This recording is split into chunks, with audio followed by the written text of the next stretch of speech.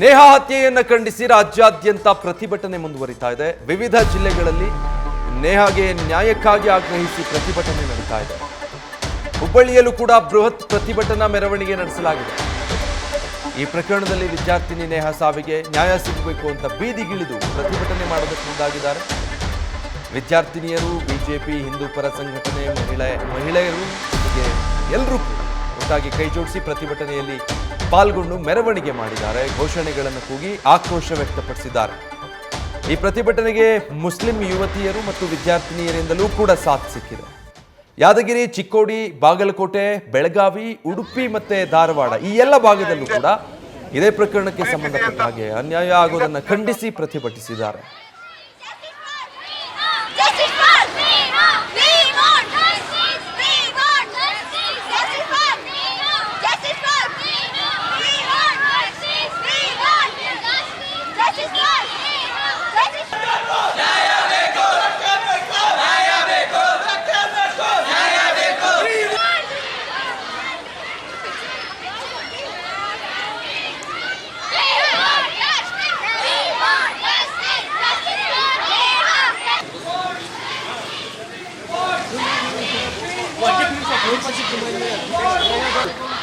ನಿಂತ್ಕೊಂಡು ನಿಮ್ಮರಿ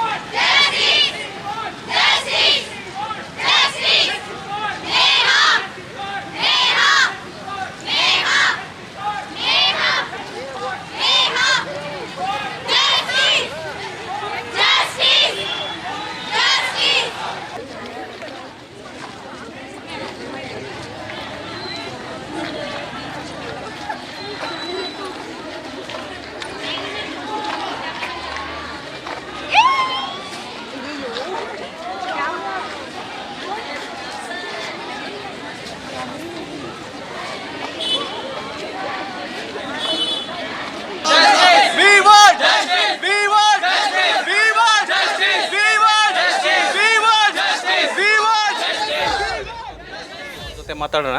ನೇಹಾ ಹತ್ಯೆ ಪ್ರಕರಣವನ್ನು ರಾಜ್ಯ ಸರ್ಕಾರ CIDಗೆ ವಹಿಸಿದೆ. ನಿಮ್ಮ ಡಿಮ್ಯಾಂಡ್ ಇತ್ತು CBIಗೆ ಅಂತ, ಏನು ಹೇಳ್ತೀರಿ? ಪ್ರಾಥಮಿಕ ಹಂತದಲ್ಲೇ ನನಗೆ ಲೋಪದೋಷ ಕಂಡಿರೋದ್ರಿಂದ ಆಯುಕ್ತರಿಂದ ಯಾವ ಕೆಲಸ ಆಗಲಾರ್ದಿಂದ ನಾನು ಆಯುಕ್ತರನ್ನು ಅವ್ರನ್ನ ಟ್ರಾನ್ಸ್ಫರ್ ಮಾಡಬೇಕು ಮತ್ತು ಇದನ್ನು CBI ಕೊಡ್ಬೇಕು, CID ಕೊಡಬೇಕು ಮತ್ತು CBI ಕೊಡಬೇಕು ಅನ್ನೋ ಪ್ಲ್ಯಾನು ಕೂಡ ನಾನು ಹೇಳ್ತಾ ಇದ್ದೆ. ಅದಕ್ಕೆ ಪ್ರಪ್ರಥಮವಾಗಿ ಮುಖ್ಯಮಂತ್ರಿಗಳಿಗೆ, ಗೃಹ ಸಚಿವರಿಗೆ ಈ ಒಂದು ಆದೇಶ ಮಾಡಿದ್ದಕ್ಕೆ ನನ್ನ ಸಮಾಜ, ನನ್ನ ಹೋರಾಟಗಾರರು ಮತ್ತು ನಮ್ಮ ಎಲ್ಲ ರೀತಿಯಿಂದ ಅವರಿಗೆ ಕೃತಜ್ಞತೆ ಸಲ್ಲಿಸ್ತೀವಿ. ಈ CID ತನಿಖೆಯಿಂದ ನಿಮ್ಮ ಮಗಳ ಸಾವಿಗೆ ನ್ಯಾಯ ಸಿಗತ್ತನ್ನೋ ಗ್ಯಾರಂಟಿ ನಿಮ್ಗೆ ಅದಾನ? ಈಗ ತಾನೇ ಆದೇಶ ಮಾಡ್ಯಾರೆ. ಅವರು ಆಫೀಸರ್ಸಿಗೆ ಸಂಪರ್ಕ ನಾನು ಮಾಡ್ತಾರೆ. ಎಲ್ಲ ವರದಿ ಈಗ 5 ದಿವಸದಿಂದ ಎಲ್ಲ ತಕ್ಕೊತಾರೆ. ಇದ್ರ ಹಿಂದಿಂದ ಎಲ್ಲ ಸಾರಾಂಶ ತೊಗೊಂಡೇ ಬರ್ತಾರೆ. ಆವಾಗ ನನಗೂ ಕೂಡ ಅವ್ರು ಏನು ಕೊಡ್ತಾರೆ ಅದ್ರ ಮೇಲೆ ನಾನು ಹೇಳ್ತೀನಿ. ನಿಮ್ಮ ಈ ಪ್ರಕರಣದಲ್ಲಿ ಇದರ ಹಿಂದೆ ನಿಮ್ಮ ಕಾಂಗ್ರೆಸ್ನವರೇ ಇದ್ದಾರೆ ಅನ್ನೋ ಆರೋಪವನ್ನು ಮಾಡಿದ್ರಿ. ನೀವು ಅವ್ರನ್ನೂ ತನಿಖೆಗೆ ಒಳಪಡಿಸಬೇಕು ಅಂತ ಆಗ್ರಹ ಮಾಡ್ತೀರಿ? ಯಾರೇ ಇರಲಿ, ಇವತ್ತು ನನ್ನ ಮನೆತನದಾಗಿದ್ದರು ಅವ್ರನ್ನೂ ತೊಗೊಂಡು ಅರೆಸ್ಟ್ ಮಾಡಿರಿ, ಅವ್ರನ್ನೂ ಅರೆಸ್ಟ್ ಮಾಡಿರಿ. ನನ್ನ ಸಮಾಜದವ್ರು ಇದ್ದರೂ ಕೂಡ ಯಾರೇ ಇರಲಿ, ಪಾರ್ಟಿ ಅಲ್ಲ, ಯಾರೇ ಇರಲಿ, ನನ್ನ ಫ್ರೆಂಡ್ಸ್ ಇರಲಿ, ಗೆಳತನ ಇರಲಿ, ಮತ್ತೊಬ್ಬ ನನ್ನ ಮನೆಗಿನವ್ರು ಇರಲಿ ಅಥವಾ ಓಣೆಯವ್ರು ಇರಲಿ, ಅವ್ನ ಸ್ಟೂಡೆಂಟ್ಸ್ ಇರಲಿ, ಯಾರದಾರು ಎಲ್ಲರೂ ನಿಷ್ಪಕ್ಷವಾಗಿ ತನಿಖೆ ಆಗಲಿ. ನನ್ನ ಇದ್ರೂ ನನ್ನೂ ಕೂಡ ಅರೆಸ್ಟ್ ಮಾಡಲಿ. ಸೊ ಇದು ನೇಹಾ ತಂದೆ ನಿರಂಜನ್ ಹಿರೇಮಠ ಮಾತು. ಯಾರೇ ಇದ್ದರೂ ಕೂಡ ಈ ಪ್ರಕರಣದಲ್ಲಿ ಶಾಮೀಲಾದವ್ರನ್ನ ಅರೆಸ್ಟ್ ಮಾಡಬೇಕು, CIDಯಿಂದ ನಮಗೆ ನ್ಯಾಯ ಸಿಗತ್ತೆ ಅನ್ನುವಂಥ ಒಂದು ಭರವಸೆ ಇದೆ ಅನ್ನುವಂಥ ಮಾತುಗಳನ್ನು ಹೇಳಿದ್ದಾರೆ. ಕ್ಯಾಮರಾಮನ್ ಪ್ರಕಾಶ್ ಮುಳ್ಳೊಳ್ಳಿ ಜೊತೆ ಪ್ರಕಾಶ್ ನುಳ್ಳಿ, ನ್ಯೂಸ್ ಫಸ್ಟ್, ಹುಬ್ಬಳ್ಳಿ. ನಿನ್ನೆ ಕೂಡ ನಿರಂಜನ್ ಹಿರೇಮಠ ಅವರು ನೇಹಾ ಅವರ ತಂದೆ ಆಗ್ರಹ ಮಾಡ್ತಾ ಇದ್ರು, ಈ ಪ್ರಕರಣವನ್ನು CIDಗೋ CBIಗೋ ವಹಿಸಬೇಕು. ಸದ್ಯ ಈಗ ಪೊಲೀಸರ ಕಾರ್ಯವೈಖರಿ ನೋಡ್ತಾ ಇದ್ರೆ, ಆರಂಭಿಕವಾಗಿ ಆಗಿರೋ ಲೋಪದೋಷಗಳನ್ನು ನೋಡ್ತಾ ಇದ್ರೆ ಈ ಪ್ರಕರಣದಲ್ಲಿ ನ್ಯಾಯ ಸಿಗೋ ಹಾಗೆ ಕಾಣಲ್ಲ. 100ಕ್ಕೆ 101 ಪ್ರಕರಣದ ದಾರಿ ತಪ್ಪಿಸೋ ಕೆಲಸ ಆಗ್ತಾ ಇದೆ ಅಂತೆಲ್ಲ ಅವರು ತಮ್ಮ ಅಸಮಾಧಾನ ತೋಡ್ಕೊಂಡಿದ್ರು. ಇವತ್ತು ಬೆಳಗ್ಗೆ ಮುಖ್ಯಮಂತ್ರಿಗಳು ಶಿವಮೊಗ್ಗದಲ್ಲಿ ಮಾತಾಡಬೇಕಾದ್ರೆ CIDಗೆ ಕೇಸ್ ವರ್ಗಾಯಿಸ್ತಾ ಇದ್ದೀನಿ, ಆದಷ್ಟು ಬೇಗ ಪ್ರಕರಣ ಒಂದು ತಾರ್ಕಿಕ ಅಂತ್ಯಕ್ಕೆ ಬರೋ ಹಾಗೆ ಮಾಡ್ತೀವಿ ಅನ್ನೋ ಹೇಳಿಕೆ ಕೊಡ್ತಿದ್ದ ಹಾಗೆ ಅದಕ್ಕೆ ಕೃತಜ್ಞತೆ ಸಲ್ಲಿಸ್ತೀವಿ ನಮ್ಮ ಕುಟುಂಬ ಮತ್ತು ಸಮಾಜದ ವತಿಯಿಂದ ಅಂತ ನೇಹಾ ಅವರ ತಂದೆ ನಿರಂಜನ್ ಹಿರೇಮಠ್ ಹೇಳಿದ್ದಾರೆ. ಹಾಗಂತ CID ತನಿಖೆ ಆರಂಭ ಆಗ್ತಿದ್ದ ಹಾಗೆ ನನ್ನ ಗಮನಕ್ಕೆ ಬರುತ್ತೆ, ನನ್ನನ್ನು ಸಂಪರ್ಕಿಸ್ತಾರೆ. ಒಂದು ವೇಳೆ ಆ ತನಿಖೆಯಲ್ಲೂ ಕೂಡ ಇಂಥದ್ದೇ ಲೋಪದೋಷಗಳು ಕಂಡು ಬಾರದಿರಲಿ ಅಂದುಕೊಂಡ ರೀತಿಯಲ್ಲಿ ನ್ಯಾಯಸಮ್ಮತವಾಗಿ ತನಿಖೆ ಆಗಬೇಕು ಅನ್ನುವಂಥದ್ದು ಅವರ ಆಗ್ರಹ ಆಗಿದೆ. ಇವತ್ತು ರಾಜ್ಯವ್ಯಾಪಿ ಪ್ರತಿಭಟನೆಯ ಬಿಸಿ ಬಹಳ ಜೋರಾಗೇ ಇದೆ. ಒಂದು ಕಡೆ ಮೈಸೂರಿನಿಂದ ಹಿಡಿದು ಹುಬ್ಬಳ್ಳಿ, ಧಾರವಾಡ, ಬೆಳಗಾವಿ, ಉಡುಪಿ ಎಲ್ಲ ಭಾಗಗಳಲ್ಲೂ ಕೂಡ ಜೋರು ಪ್ರತಿಭಟನೆ ನಡೀತಾ ಇದೆ. ವಿಶೇಷ ಅಂದರೆ ಪ್ರತ್ಯೇಕವಾಗಿ ಯಾವುದೋ ಒಂದು ಸಂಘಟನೆ ಇವತ್ತು ಪ್ರತಿಭಟನೆಯಲ್ಲಿ ತೊಡಗಿಸಿಕೊಂಡಿರೋದಲ್ಲ. ಆ ಸಂಘಟನೆಗಳ ರೇಖೆಯನ್ನು ಮೀರಿ ಎಲ್ಲರೂ ಕೂಡ ಈ ಪ್ರತಿಭಟನೆಯಲ್ಲಿ ಭಾಗಿಯಾಗ್ತಾ ಇದ್ದಾರೆ.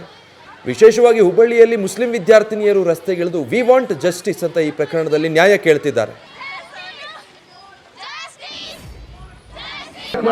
ಇವತ್ತಿಗೆ 4 days ಆಯಿತು, ಏನು ರೆಸ್ಪಾನ್ಸ್ ಇಲ್ಲ. ಪೊಲೀಸ್ ಬರೀ ನ್ಯಾಯಕ್ಕೆ ತಕ್ಕಂಗೆ ಹೋಗ್ತೀವಿ ಅಂತಂದು, ಬಟ್ ಏನು ನ್ಯಾಯ ಸಿಗ್ತೈತಿ?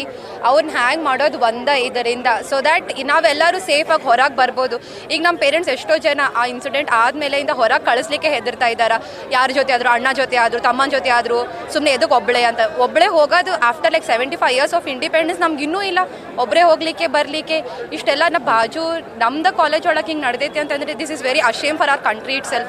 ಸೊ ಅವ್ರನ್ನೊಂದು ಹ್ಯಾಂಗ್ ಮಾಡಿದರೆ ಇಂಥ ಲೈಕ್ ಸುಮಾರು ಜನ ಇಂಥ ಒಂದು ಥಾಟ್ ಅದನ್ನು ಕಿಲ್ ಮಾಡಿದ್ದಂಗೆ ಆಗ್ತೈತಿ. ಸೊ ಗೌರ್ಮೆಂಟ್ ಆಗಿರಲಿ, ಪೊಲೀಸ್ ಆಗಿರಲಿ, ಇದನ್ನು ಸೀರಿಯಸ್ ಆಗಿ ತೊಗೋಬೇಕು ಅಂತ ಹೇಳ್ತೀವಿ.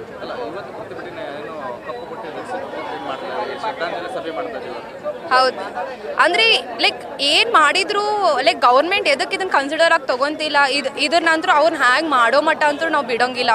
ಇಂಥದ್ದು ಲೈಕ್ ನಾಳೆನೂ ನಡೀತೈತಿ. ಸೊ ಅವ್ನು ಹ್ಯಾಂಗ್ ಮಾಡ್ಬೇಕು, ಫಸ್ಟ್ ಜಸ್ಟಿಸ್ ಸಿಗ್ಬೇಕು ನೇಹಾ ಅವರಿಗೆ. ಸ್ವಲ್ಪ ಧೈರ್ಯ ಆತ್ರಿ. ನಮ್ಮ ಪೇರೆಂಟ್ಸ್ ನನ್ಗೆ ಕಾಲೇಜ್ಗೆ ಕಳಿಸ್ಬೇಕ್ರಿ, ಹಂಗೆ ಸ್ವಲ್ಪ ಧೈರ್ಯ ಆತ್ರಿ. ಇಲ್ರಕಂದ್ರೆ ನಮ್ಮ ಪೇರೆಂಟ್ಸ್ ಕಾಲೇಜ್ಗೆ ಕಳ್ಸಾಕ್ತಿಲ್ರಿ. ಸ್ವಲ್ಪ ಧೈರ್ಯ ಆತ್ರಿ ಇದು ಮಾಡಿದ್ರು. ಇಲ್ರಿ ಯಾರ ಜೊತೆ ಆಗ್ಬೇಡ್ರಿ, ಅದ್ರಾಗ ಇದು ಮಾಡ್ತೇವೆ. ಅವ್ರಿಗೆ ಸಜಾ ಆಗ್ಬೇಕ್ರಿ. ಹಾಂ ರೀ, ಆಗ್ಬೇಕು. ಹಾಂ ರೀ, ಮತ್ತು ಹಂಗೆ ಆ ಥರ ಹೆದರಕ್ಕೆ ಬರ್ತೈತ್ರಿ. ನಮ್ಮ ಪೇರೆಂಟ್ಸ್ ನನ್ಗೆ ಕಳ್ಸಾಕ್ತಿಲ್ರಿ ಕಾಲೇಜ್ಗೆ. ಹಿಂಗೆ ಕಾಲೇಜ್ ಒಳಗೆ ಆಗಾಕ್ತೈತ್ರಿ, ನೀವು ಎದಕ್ಕೆ ಹೋಗ್ತೈರಿ ಹಂಗೆ ಹೇಳಾಕ್ತಾರಿ ನಮ್ಮ ಪೇರೆಂಟ್ಸ್. ಅವ್ರಿಗೆ ಸಜಾ ಕೊಡ್ಬೇಕ್ರಿ, ನಮ್ಗೆ ಸೆಕ್ಯೂರಿಟಿ ಕೊಡ್ಬೇಕ್ರಿ, ಕಾಲೇಜ್ಗೆ ಸೆಕ್ಯೂರಿಟಿ ಕೊಡ್ಬೇಕ್ರಿ. ಇದೀಗ ನಮ್ಮೊಟ್ಟಿಗೆ ನೇಹಾ ಅವರ ತಂದೆ ನಿರಂಜನ್ ಹಿರೇಮಠ ಅವರು ನೇರ ಸಂಪರ್ಕದಲ್ಲಿದ್ದಾರೆ. ಸರ್ ನಮಸ್ತೆ, ನನ್ನ ಧ್ವನಿ ಕೇಳಿಸ್ತಾ ಇದೆ ಅಂದ್ಕೊಳ್ತೀನಿ. ನಮಸ್ತೆ ಸರ್, ನಮಸ್ತೆ. ಧ್ವನಿ ಕೇಳ್ತಾ ಇದೆ ಸರ್. ಓಕೆ, ನಿರಂಜನ್ ಅವರೇ, ಈಗಾಗಲೇ ರಾಜ್ಯದ ಬಹುತೇಕ ಕಡೆಗಳಲ್ಲಿ ಪ್ರತಿಭಟನೆ ಆಗ್ತಾ ಇದೆ. ಮತ್ತೊಂದು ಕಡೆ ಮುಖ್ಯಮಂತ್ರಿಗಳು ಪ್ರಕರಣವನ್ನು CIDಗೆ ವಹಿಸಿದ್ದಾರೆ. ಮೊದಲಿಗೆ ಈ ಬಗ್ಗೆ ಏನು ಪ್ರತಿಕ್ರಿಯಿಸ್ತೀರಿ?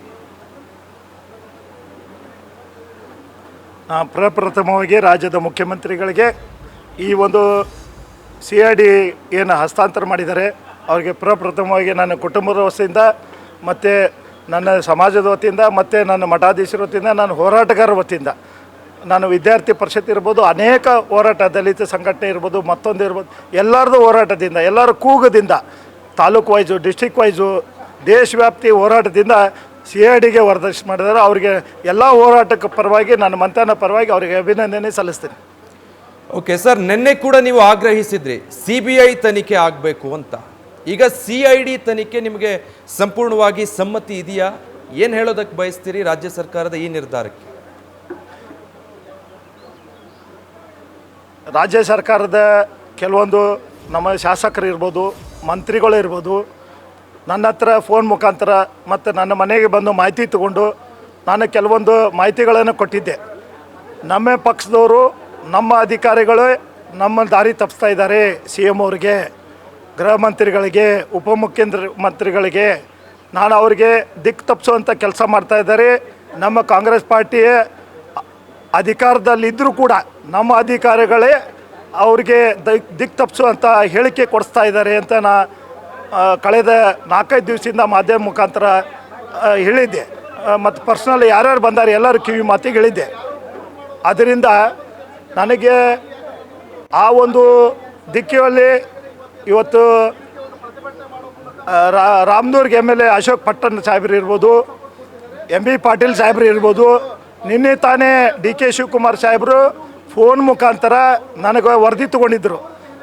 ಅವರು ಕೆಲವೊಂದು ಮಾಹಿತಿ ತೊಗೊಂಡಿದ್ದರು. ಅದು ಕೂಡ ಅವ್ರಿಗೆ ಒತ್ತಾಯ ಮಾಡಿದ್ದೆ.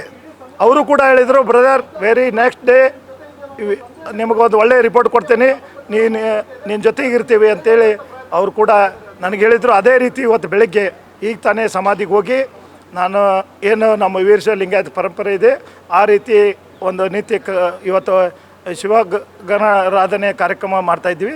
ಅದರ ಫಲ ಆಗಿದೆ. ಆಕೆಗೆ ಸಮಾಧಿ ಮೇಲೆ ನನ್ನ ಮಗಳಿಗೆ ಮಾತನ್ನು ಕೊಟ್ಟಿದ್ದೆ. ಆಕೆಗೆ ಹೇಳಿ ಬಂದಿದ್ದೆ, ನಾನು ನಿನ್ನ ಆತ್ಮಕ್ಕೆ ಶಾಂತಿ ತಗೋ, ಶಾಂತಿ ಕೊಡು ಅಂತ ಹೋರಾಟ ಮಾಡ್ತೀನಿ.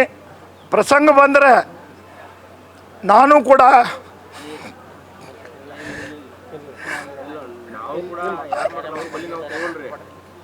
ಸಮಾಧಾನ ಮಾಡ್ಕೊಳ್ಳಿ ಸರ್.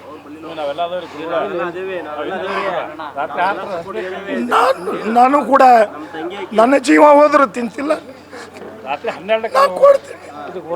ನಾವು ಅದನ್ನು ಹೋರಾಟ ಮಾಡಿ ನಾನು ಅದನ್ನು ನಿನಗೆ ನ್ಯಾಯ ಕೊಡಿಸ್ತೇನೆ ಅಂತೇಳಿ ಬೇಟ ನಾನು ಮಾತು ಕೊಟ್ಟು ಬಂದಿದ್ದೆ.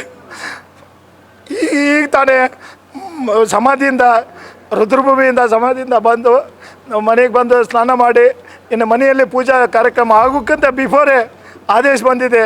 ಇದು ಪ್ರಪ್ರಥಮವಾಗಿ ಆಕೆಗೆ ಒಂದು 5ನೇ ದಿವಸಕ್ಕೆ ಆಕೆನ ಆತ್ಮಕ್ಕೆ ಶಾಂತಿ ಸಿಗುವಂಥ ಈಗ ಪ್ರಾರಂಭ ಆಗ್ತಾಯಿದೆ ಅಂತ ನನಗೆ ಅನ್ನಿಸ್ತಾ ಇದೆ. ಇದು ನನ್ನ ಒಂದೇ ಬೇಡಿಕೆ ಇರಲಿಲ್ಲ. ಎಲ್ಲ ಹೋರಾಟಗಾರರು ರಾಜ್ಯವ್ಯಾಪ್ತಿಯ ದೇಶವ್ಯಾಪ್ತಿಯ ಪಕ್ಷಾತೀತ ಜಾತ್ಯತೀತವಾಗಿ ಏನು ಹೋರಾಟ ಮಾಡಿದರು, ತಾಲೂಕು ವೈಸ್ ಇರಲಿ ಗ್ರಾಮ ವೈಸ್ ಇರಲಿ ಯಾವುದೇ ಸಮಾಜ ಇದ್ದರೂ ಕೂಡ ಎಲ್ಲರೂ ಕೂಡ ಏನು ಹೋರಾಟ ಮಾಡಿ ನಮ್ಮ ಜೊತೆಗೆ ನಿಂತಿದ್ರಲ್ಲ, ಅದನ್ನು ಮುಖ್ಯಮಂತ್ರಿಗಳು ಎಚ್ಚೆತ್ತಿ ಅವರು ಈಗ ಸರಿಯಾಗಿ ವರದಿಯನ್ನು ತಗೊಂಡು ಈ ಒಂದು ಆದೇಶ ಮಾಡಿದ್ದಾರೆ. ನಮ್ಮ ಕುಟುಂಬ ಈ ಹೋರಾಟ ಏನೇನು ಯಾರ್ಯಾರು ಪ್ರಯತ್ನ ಪಟ್ಟಿದ್ರು ಅವ್ರಿಗೂ ಕೂಡ ಅವ್ರ ತರಪಿಲೆ ಮುಖ್ಯಮಂತ್ರಿಗಳಿಗೆ ಅಭಿನಂದನೆ ಸಲ್ಲಿಸ್ತೀನಿ.